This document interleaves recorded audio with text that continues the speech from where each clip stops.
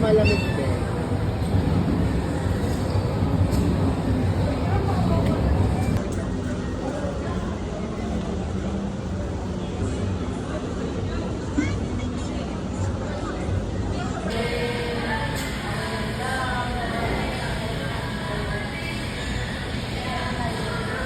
Doc Gab sa inyo pong pagdalo dito sa Locos Capon. Ano po?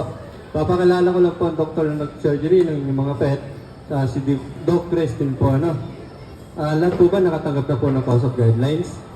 Umalit po na papel sa pag-aalaga ng ating bagong kapon na pet. Ano po? Una ng sugat at yung laway po ng ating mga alaga ay mayroon pong mga bakterya po yun. Baka po ma-infection po ang sugat.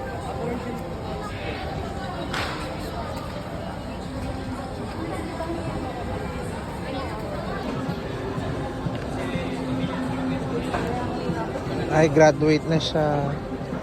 Ay, ayun yung suga. Ano? Ano nangyari sa kanya? Hindi na gumalaw? Hindi nga, yan. Pero gumagalaw na siya. Oh, may hinga pa siya.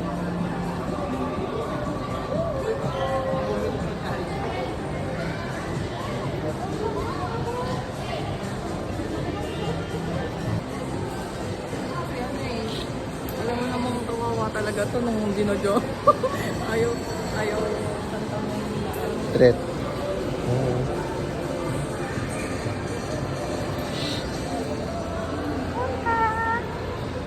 Mahina na siya.